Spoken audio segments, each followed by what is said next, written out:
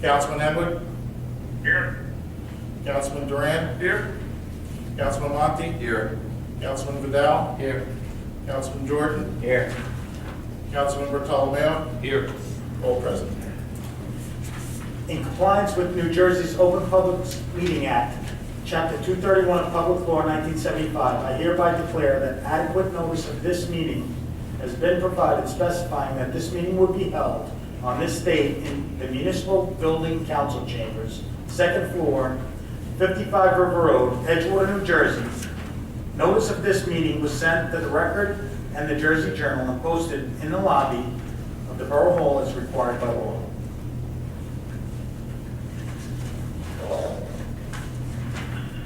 I'd ask for a moment of silence, and I'd also ask that you keep any member, anybody you thought of who suffered in Sandy, keep them in your thoughts. Moment of silence, please.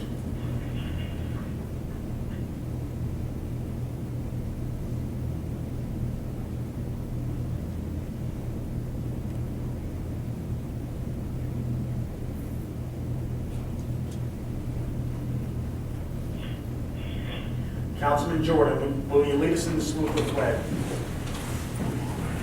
I pledge allegiance to the flag of the United States of America and to the republic for which it stands, one nation, under God, indivisible, with liberty and justice for all.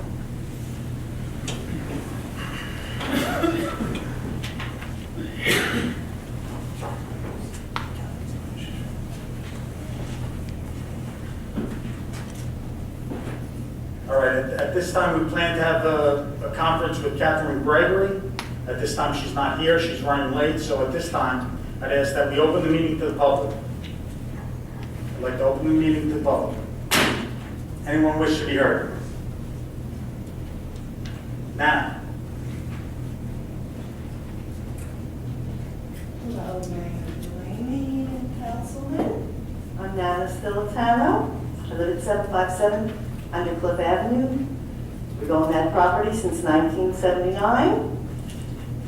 And the last few years, there's an ongoing problem. And because I'm a homeowner and I feel that I have rights, I don't have a problem being bold and informing people that they are breaking the town ordinance. To which I have had many comments. And I've also had neighbors say to me, please, Nana, if you see it, let me know who, and tell me who, and et cetera, et cetera. So the problem is that I happen to be one of the few lawns left in Edgewater on the corner of Undercliff and Park Street. Next to me there's a lawn, down the street there's a lawn. I've had hundreds of dogs. Now, don't get distracted. You have an ordinance that says, curb your dog, pick up the poop.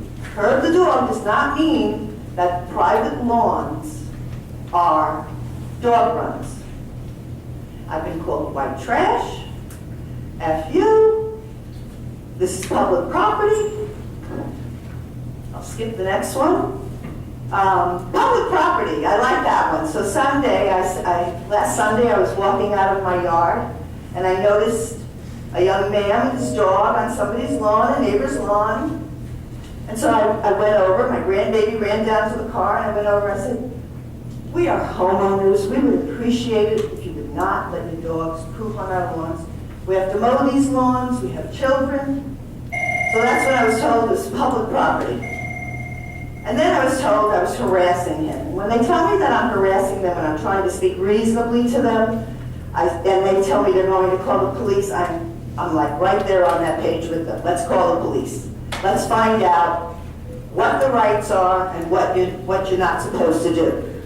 So at this point, this person was on my lawn saying, on my sidewalk saying, where do you live? Where do you live? I'll be sure to let my dog go on your lawn. I said, oh, sure you will. Well, they did one better than that because Monday they let their dog go in my mailbox on my mail, which I think is a federal offense as well as local and moral. Now, you have an ordinance and you have a code enforcer. Last Sunday, after I went into the car and put my grandbaby in the car, I was sitting on the phone with the police department saying, please get signs up here saying, curb your dog, pick up your poop. And I said to the officer, this guy's coming back.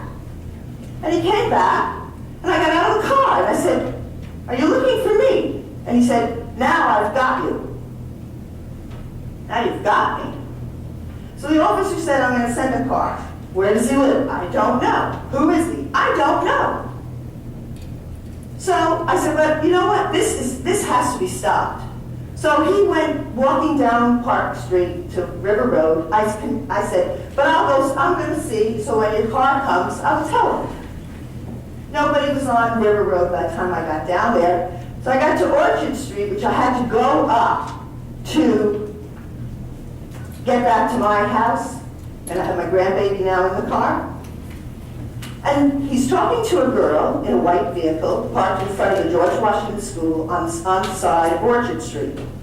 To which she screeches off her curb, straight at my curb, veers around the corner and goes north on River Road. I know I'm not in the courtroom, but I want you to get the picture. She goes around River Road, comes up and parks on Undercliff, where the Koreans are getting out of their cars, they're parking, they're going to church. And she gets out of her car and starts running at me and says, I'm going to kill you. I'm going to beat you up. And I said, you're going to beat me up? And I put my hands up like this because she was charging me. And reflex, I went like that when she got to me. To which she reached around, grabbed me by the nape of the neck, pulled me over like this, and punched me 5 times in the head. In the head and neck. Okay? Then screams, did you see her? Did you see her? She hit me in the face. To which my Korean neighbor came out and he's walking around looking at me. And the Koreans that are going to church are like aghast. And I'm like, do you see this? Because they only saw me walking up Orchard and this crazy woman running down the street screaming she's going to beat me up, which she proceeded to do. But I said, fortunately, I'm strong. I have a horse, I have a jet ski, I have a kayak, I had a fur collar on. So this was this. Now, the police came, they took a statement. To which she lied and said I came to her house and I scratched her face and she beat me up. My point is this, there's an ordinance and you have a code enforcer. And this has been going on now for years.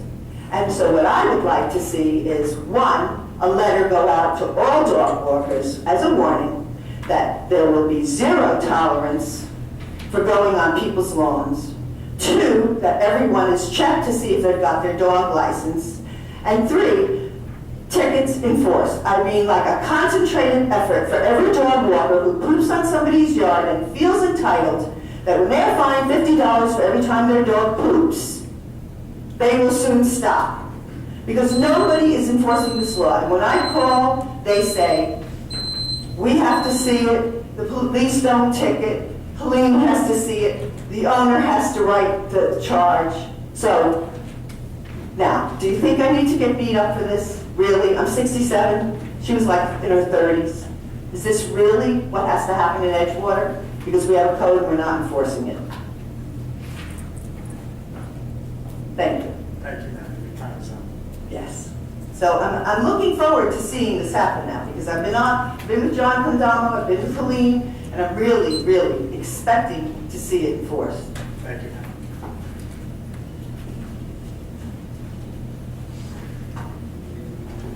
Anyone else wish to be heard? Go ahead.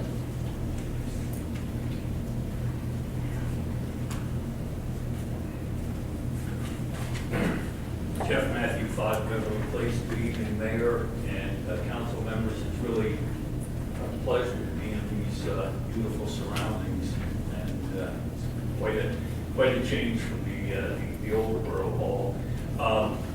In view of the storm, I just wanted to make several quick remarks regarding Edgewater's performance in the storm. I think that the reverse 911 that you started is exemplary. It was wonderful. We got a tremendous amount of news from it, almost too much, which is good. whoever voiced it, it was clear, intelligible, we could understand the information, and I thank you for doing that, and I think that we should encourage all the citizens to participate in it and make sure that they're aware, because I know some of my neighbors said they just, frankly, they didn't know about it. So it was excellent. The second thing, the next two things, actually, my final two things, both deal with the marina. And one is, I know that when the marina was being built, there was a lot of criticism over the amount of money that was spent on that awning and canopy. And I would just invite anybody to go down and see how well that withstood the strongest storm we've ever seen in the history of Edgewater. And I think maybe they'll understand that why it required the substance and the money. I don't know that the exact dollar amount was correct. I'm not an expert. I don't claim to be, but it certainly is a substantial piece of equipment, and it did its job. And the third thing is the staff at the marina. I have a boat there, and it came through the storm in the water unscathed. We looked right out over the marina from our house. We were able to watch everything that went on there leading up to the storm, during the storm. Tom Jacobson and his crew, the folks that worked down there, they started several days before getting ready for the storm time the boats, moving boats around, helping people, even those that brought their boats in at the last minute, almost without reservation. And during the storm itself, we, being nervous, like probably most people in Edgewater, I think we woke up probably every hour on the hour or more than that during the night. And every time I looked out my window, I saw TJ and the guys out there working at the marina. At one point in the height of the storm, they went all the way out to the end of the D dock, which is for those that don't know, the furthest southern dock, to secure a boat, one of the ones that had been brought in late by someone, had been placed where it really shouldn't have been put. It was breaking loose, and they went out there and secured that boat so that it wasn't damaged. And then the final thing that they did was, as the water actually came in, which in my time in Edgewater, it's never come across River Road there. What happens with the boats is the boats in the water will pretty much ride out the storm, hopefully. The boats that are already blocked on land, if the water gets too high, it'll float them off and they'll get damaged. They're usually the ones that get damaged. But in between those two are the boats that are on the trailers, because they're a little lower, and they're the first boats that are actually going to go. And there's some pretty substantial boats there, including there's a 50-foot cigarette boat down there that I would hate to even guess how much it's worth. Well, Tom and his folks, during the night, in the rain, in the wind, in the storm, pulled every single one of those trailered boats out onto River Road, up Route 5 if they had to, over into the Smart Realty parking lot there, got them all secure, and I'm going to guess it was probably at least 25 boats, and then when the storm subsided and the water went back out, they towed them all back in there. Anyway, that has followed what's happened in this storm, almost every marina up the Hudson River was like totally demolished.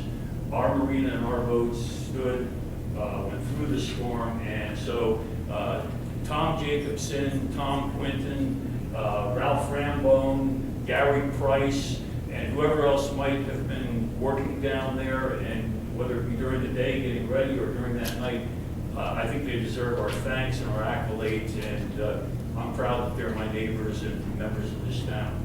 Thank you. Thank you, Jeff. Anyone else wish to be heard? Thank you, Mr. Mayor, Councilman.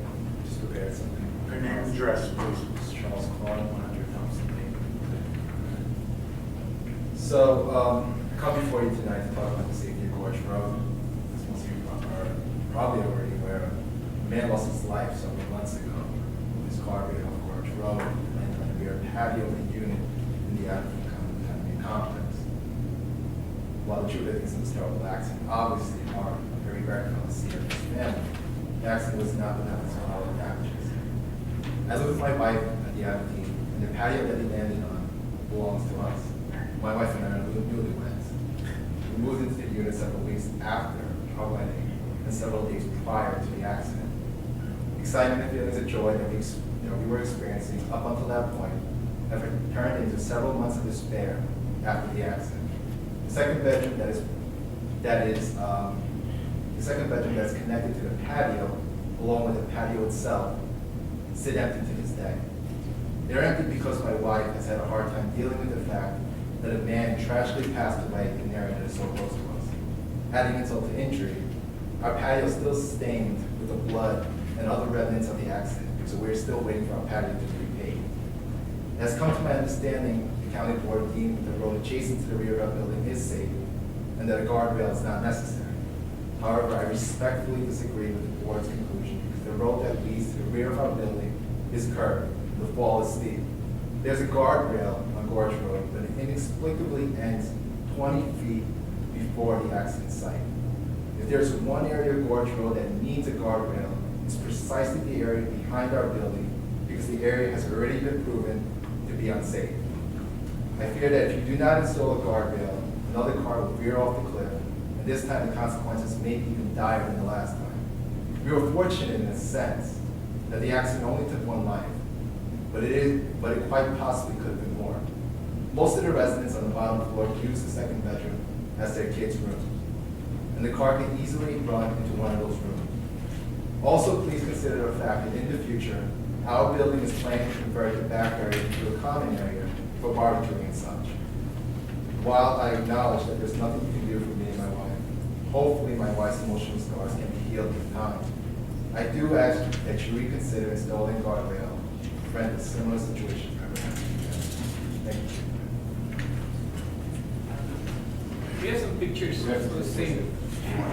Well, listen, we'll be reaching out to the county tomorrow. There's not anybody who disagrees with you up here. I can guarantee that.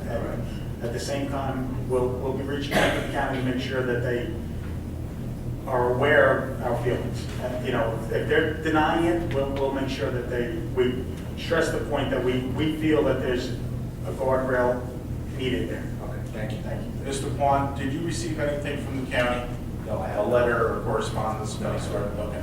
And your letter references the county of Bergen has deemed the area safe. Right. Is that through conversations you had with their office? Or? No, well, our condo president Okay. had conversations with, Okay. I'm assuming had conversations with the county board. Okay.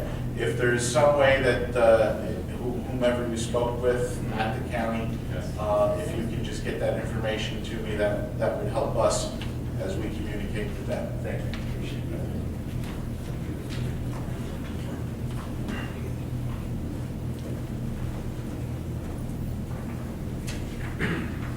My name is Ron Kleppner, I'm at 46 Glen Cove, Edgewater. I'm speaking on behalf of myself as well as the Glen Cove Master Association, or condo association, and homes.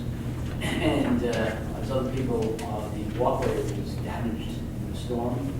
This is the second time in 3 years of major damage to our part of the walkway as well as other parts of the walkway. The minor damage was last year with Irene, so actually 3 storm instances that caused very significant damages in the walkway. In light of the fact that the county has done a study of redoing the walkway, I would urge the city to turn to the county to see if there'd be any funds available through type of grants from the federal government.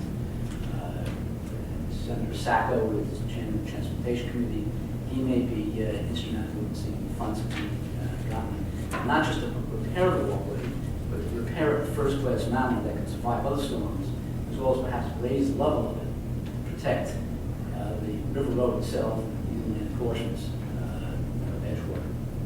So I just ask you to look into that. Okay. Sir, I don't remember your name, but on November 16th, Rick Brown, Catherine Gregory, and John Cadamo and Dane Kaufman and Greg Franz met on your walkway to discuss what we can do to improve that. So Thank you. it's in progress. I hear from Irish Foreman every day. We all So do. don't think that we're not on top of it. We're trying the best we can. So Thank you. thank you. Mary?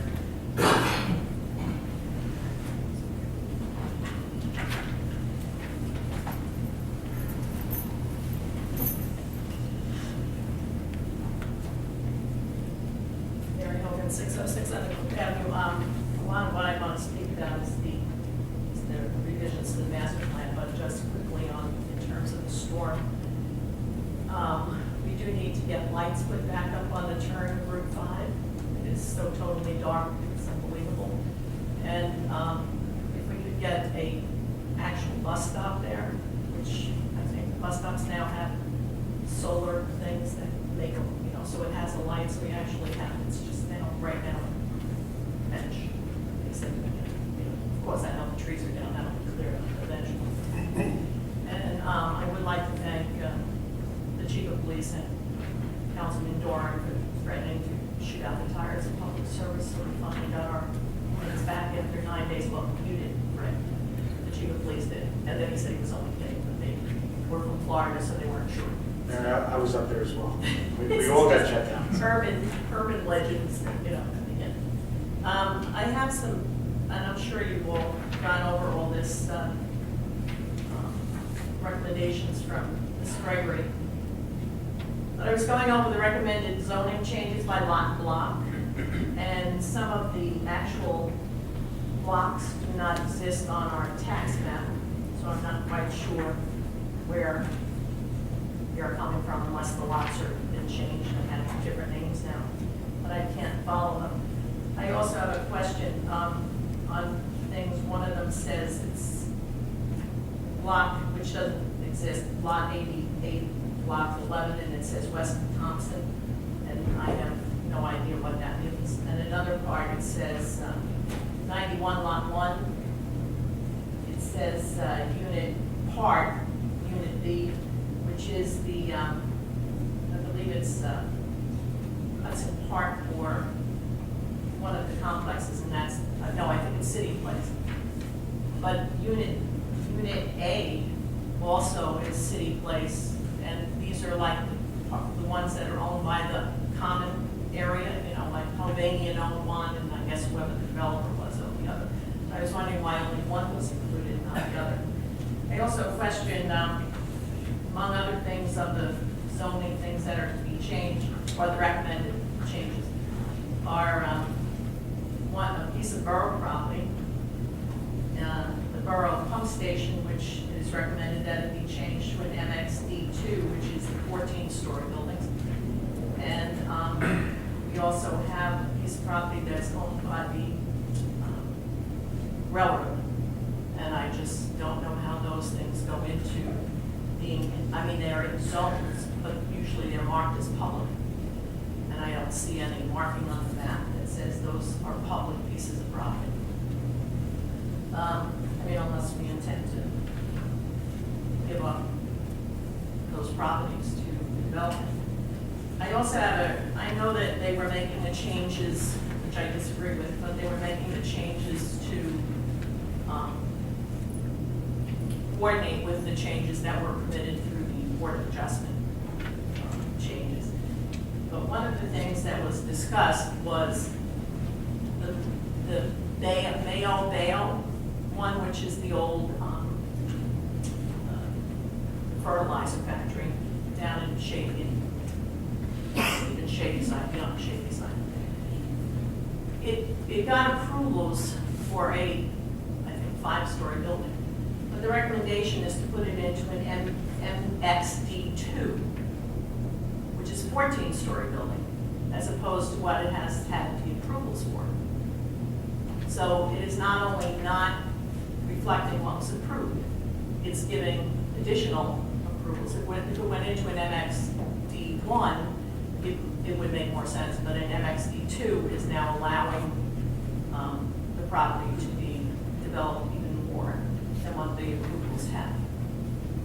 Which gives me a concern since that property was just sold in February of this year, which means that the new owner will probably not build what was approved but come back for at least a 14-story building. It's going to be zoned that way. So these are all things that I think you should be asking park. And another concern I have is when they're talking about the MD, MXD1, the new zone, the MXD1, is that the maximum frontage is 10 feet. So they can build those buildings right to sidewalk.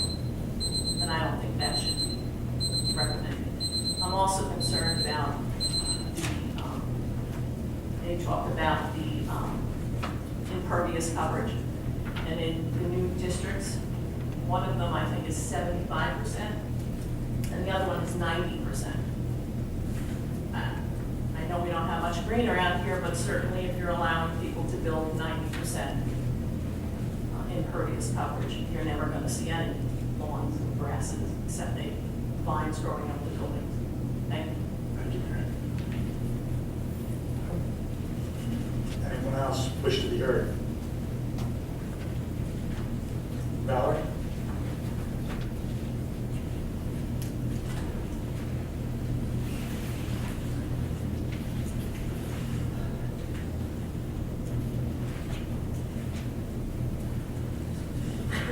Valerie Bardino, 16 Hudson Terrace. I just want to publicly thank all our first responders for their help and during the hurricane. I have, as you know, several brothers who are police officers, so I know how, as a family member, it feels when your loved one has to leave you to go help other people. And I really feel so much gratitude towards the police officers, the firemen, the DPW workers, the people who were in the community center, working long hours, just doing the simple basic things. Thank you, Mayor, for accepting my panicked text messages. And I really want to especially thank Officer Sullivan. I called him, it was the day after the hurricane and everything's going for crazy, but I have my mom is elderly and lives with me, and she was in a panic, when is she going to get TV back? When is she going to get lights and all? And so to calm her down, I called him twice, 3 times, and each time he was patient. He didn't say, we're busy here. He answered my questions, and I really want to thank everybody for what they've done. As far as the master plan, I have a question.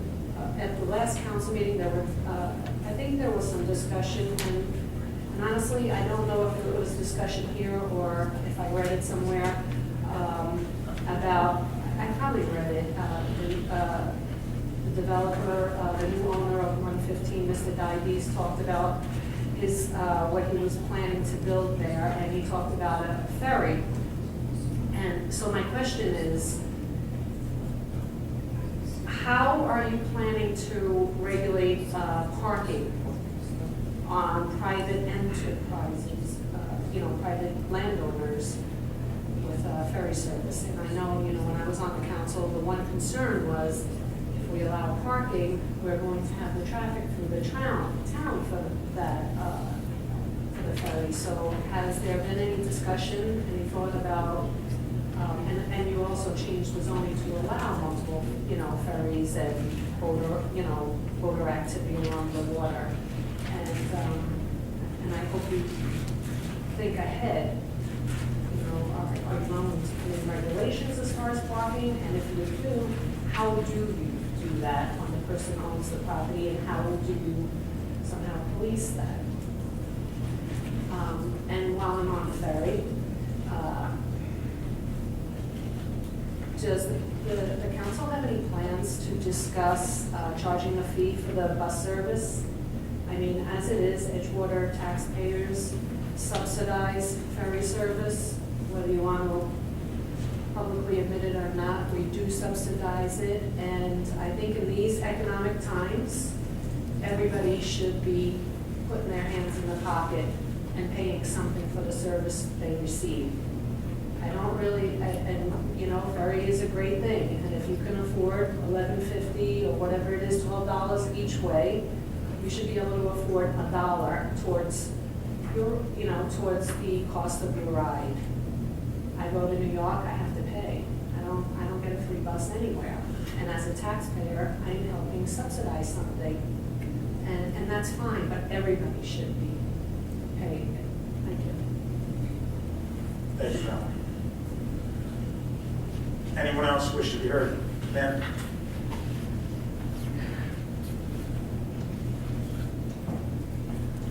I'm Kathy Crickleman, 8814 Churchill Road, North. Is this the time to ask questions, Ms. Gregory, about the rezoning?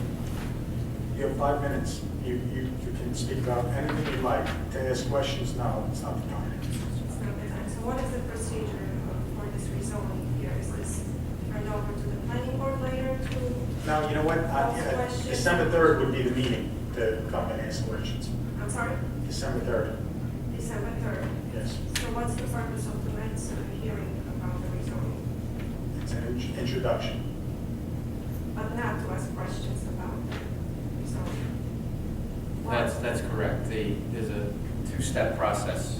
You have to introduce the ordinance, which is tonight, and then there's a public hearing, which you're free to ask any questions you like about the ordinance.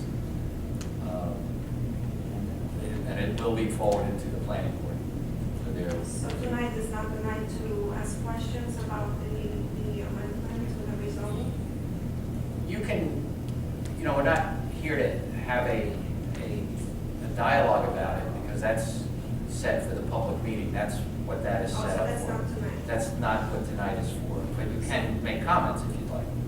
So for example, if I have a question, was there any traffic analysis done that pertains to the rezoning?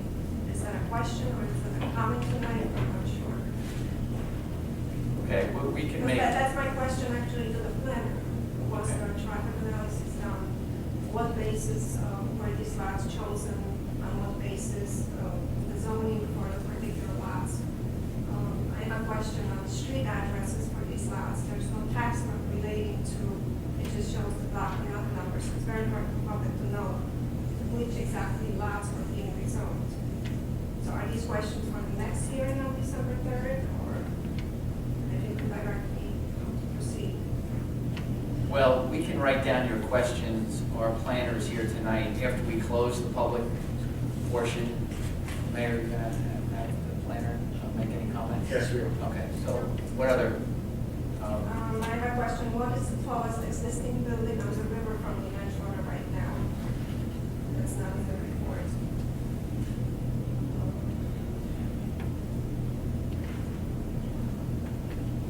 What is the maximum height of the building in the proposed rezoning in R5 zone?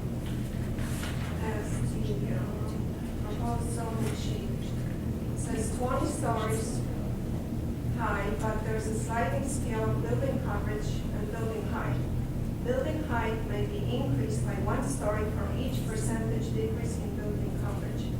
So is there a maximum height of the building, or we're going to have 50-story high buildings? I'm not sure how to read that.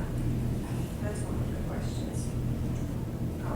Another question I have is there any photographic rendition prepared to show how the river views will be blocked by these huge monster buildings right next to the river as proposed 40+ stories high? Or can we have something done for the next hearing so we know what this area would look like, how the river views will be blocked from the public? And I guess I'll have more specific questions on December 3rd. You know, the planner answer them. Okay, thank you. Anyone else wish to be heard? Seeing none, I'll close the open portion of the meeting.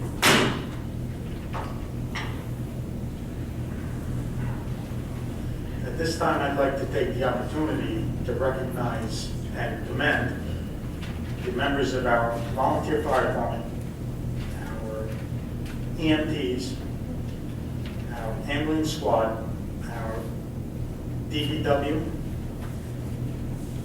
our volunteer fire department, the chief of that volunteer fire department, and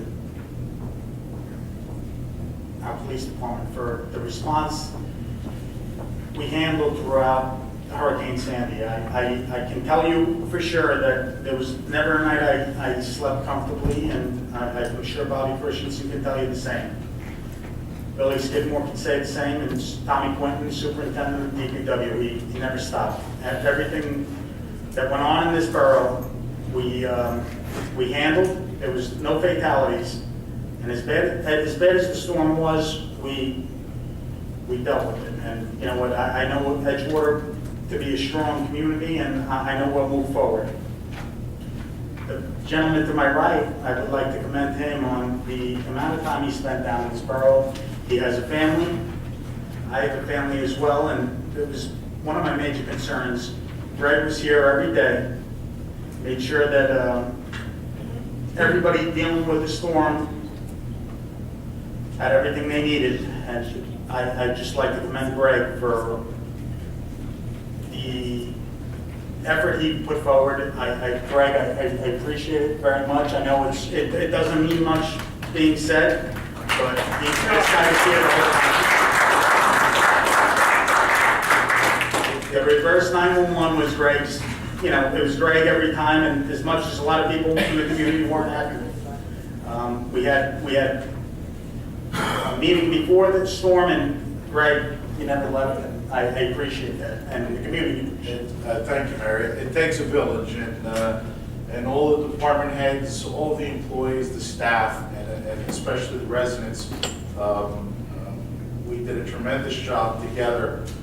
We worked as a team, and I have nothing but thanks to our staff who worked exceptionally during this event. And again, I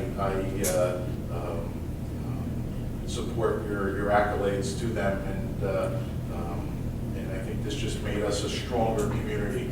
And so to our staff and volunteers and to the residents, thank you for your cooperation, and everyone did a fantastic job. So thank you. Thank you, Greg. Bobby Christensen, OEM, I commend the job you did. I know we prepared for everything on your behalf, and I thank you for everything you did. You know, there's a lot of people who could question us, but I know we were prepared, and I appreciate it. Tom Quinton, superintendent of the DPW. Tommy, there was nothing you didn't do. It's every time we needed something more, we went to you, and you did it, and you got it accomplished. And that's Edgewater, and that's what you're here for, Tommy. Everything you do is a fine job. I appreciate it. Billy Skidmore, the chief of police. Every call, every response was made, and I just want to say thank you. I'm sure I'm missing somebody, but you know, through the next month or two, we're going to make sure that we recognize everybody who should need to be recognized. And at the end of the day, like I said, it's Edgewater, and I'm very thankful for the response our volunteers made and all our professionals made, our superintendents and our chiefs. Thank you very much.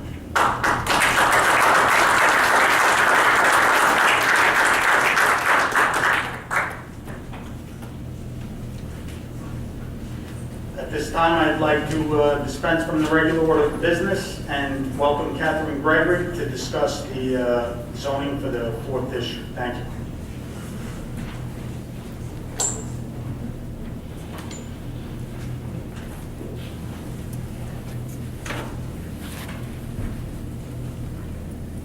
Catherine, I appreciate your time tonight. I know we tried to make this work throughout the storm, but on the best interest of the borough, we should have never been having a meeting when we didn't have power. So my one thing I would start with is there were questions from Mary Hogan, and she was questioning Lot 88 west of Thompson, Unit B and Unit A, Nemex D2, Railroad. So if you can keep them in mind, I know you were making notes, but if you can refer to them and give Mary the answers she needs. I would answer them right now, except I actually did not bring a copy of the tax maps. And with that said, in response to one of the other comments that was made, one of the reasons that we don't have a tax map that is presented this evening is because because I know the council is very well aware, there have been a number of subdivisions that have occurred since the last time we updated our tax maps. And unfortunately, this list was actually sort of an archaeological dig. It's not particularly clear on our tax maps because there have been subdivisions since then.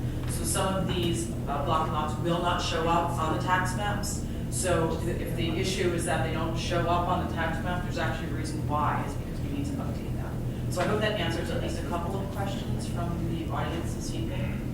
And I don't know if I should answer the other questions or if we should just have a general discussion about our proposed ordinance. Mayor, if I may, I think it's important to emphasize what our planner just said.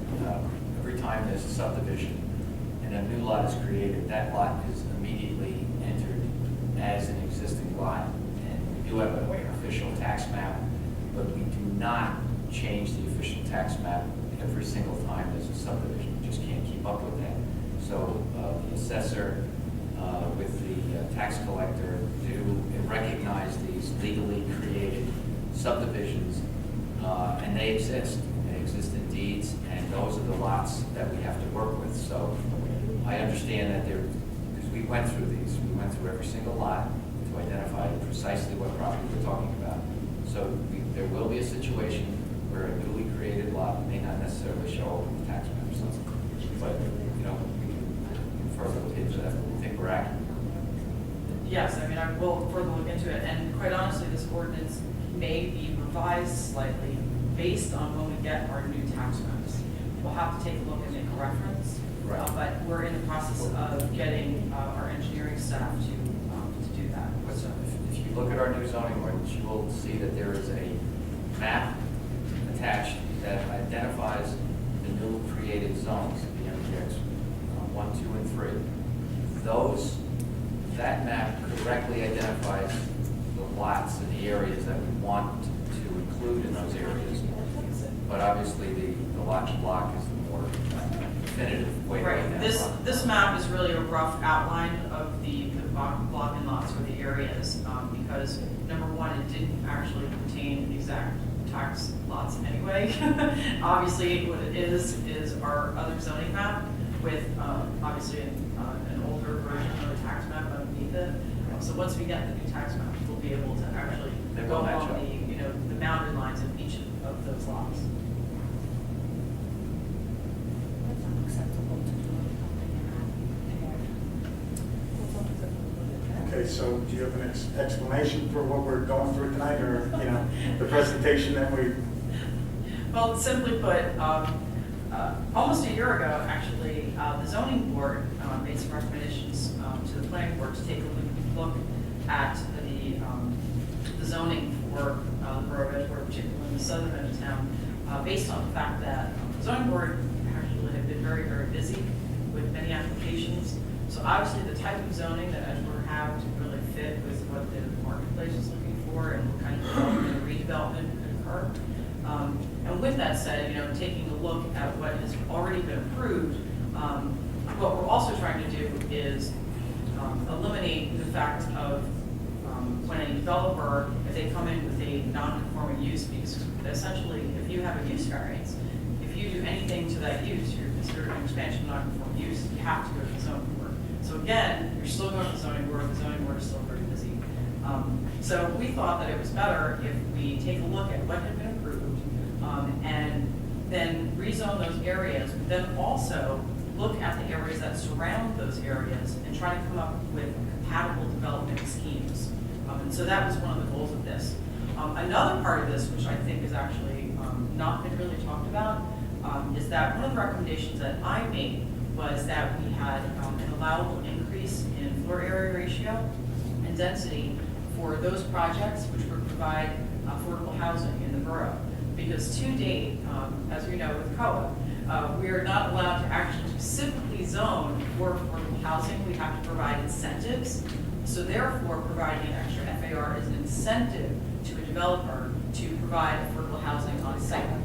So we are achieving some of the goals of the Fair Housing Act as well in the containment of this ordinance. With that said, we have created 3 particular mixed-use districts. The the MXD 1, 2, and 3. The bulk regulations vary slightly, and also more particularly the height is really the issue because we have 3 different heights. I know that a comment was made in the audience about the Maybell project. I did review that project, and that project was approved at 8 stories. And taking a look at our map, I may make a recommendation that perhaps the area where is designated MXD2 become MXD3 because MXD3, the limit is actually 9 stories, which is better performance with the Maybell project. The MXD1 zone limits to 5 stories. So the Maybell project would actually exceed that by 3 stories. So again, this is something that I would probably recommend, but again, it's up to the council to decide whether or not they feel that that is appropriate. But that would be my recommendation. So it was a good comment to bring up. And again, while I think we've spent a lot of time on this, occasionally we don't always fit everything in perfectly, and so I would make that recommendation. We've also eliminated. What block is that? Oh, the Maybell project? Again, I hate tax map. I apologize, I should have wrote Here's it. the tax map right there. Here you go. Okay. It's an old one. But I can tell you what it is. Or you can tell me what it is.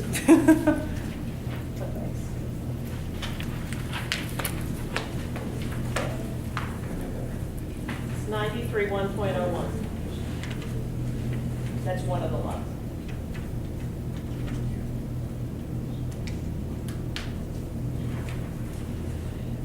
I think that that project was, I think it did consist of 2 or 3 lots, so it may be either 93.2 or 93 3.03. But again, I'd have to take a look, but I think maybe I'll do that in a second. We also tried to streamline. We got rid of the B2A zone, and we included that area in the R5 zone. We also included senior housing in the R5 zone. Just to sort of clean up the ordinance, and we're allowing accessory uses in the R5 zone on the mezzanine and first floor that are consistent with a high-rise structure. I'll take a look at this.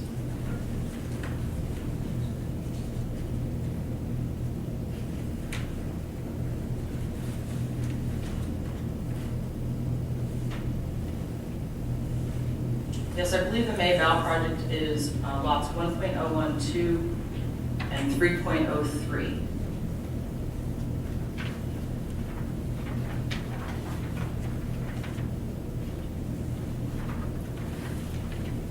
So if the council so chooses, they can direct me to alter the ordinance and/or our borough attorney to make that particular project consistent with the MXD3 zone, which is 9 stories in height.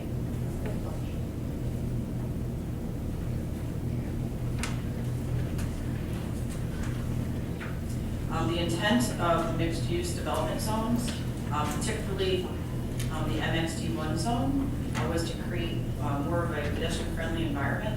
What we'd like to see is an area where people can shop at night, maybe even close down the street, particularly along Old River Road. And we thought that that would be a nice amenity. And one of the reasons, again, for rezoning across River Road in the section of the MCRD zone and also the Quanta site in 115 River Road was the fact that we have a lot of commercial areas that are surrounding that particular area, and with the intent of the mixed-use development zones and the fact that we do have that mixed-use development, what we're seeking to do is create a little bit more density in terms of population there. And also, as was discussed, I know as part of the land use element and community facilities element, as you recall, high rises do produce less children and typically less traffic because there's less trips per unit in a high-rise building. So what we're hoping is that, number one, we actually do create larger views. One of the things that I think is a little bit of a misnomer is everyone assumes the taller the building, the more it's going to block my view. But the idea behind the sliding scale was the fact that if we had a narrower building, we could go taller, and you would actually have views from River Road. That was, I think I discussed this at the last council meeting in terms of the land use element. one of my personal pet peeves with Edgewater, when you drive along River Road, is that you don't really see the river. It's very rare that you see the river because you have a lot of 4- and 5-story developments that sort of take up the whole site. And I'm not saying that some of the developments aren't nice, but they don't really provide views from River Road. And they may provide views from the units that are contained within some of the developments, but you don't really get any any views from River Road. So there's a variety of reasons why myself and also the master plan committee felt that the R5 zone was appropriate in that location. 115 River Road, the actual building is coming down at some point because there needs to be remediation on the land that is located below the building. So therefore, we felt that it would be appropriate at this time to rezone for that particular type of land use in that location, based on all of the other commercial and office development that we have to have in the road Edgewater. So, questions, comments, discussion? If I could make a comment regarding Yes. your point about high rises and blocking views. That's a very good point, because if you go up to West New York, if you drive along Bull's Ferry, which is only a 3-story complex, there are no views of the river whatsoever because they're completely blocked off because of the footprint that they take up. So rather than going high, they went across the property, and for about, I would say possibly a half a mile, there's zero view of the river, zero. So I agree with that point. All right. It takes a smaller, lots smaller view of the river. I agree with that. Same here. Anyone else wish to be heard from the council? Are you complete with your presentation, Jennifer? Yes, I mean, we'll be here for a public hearing in 2 weeks. 2 weeks. Third. All right, well, the 2 weeks would be December 3rd meeting, and I'd ask that we have a consensus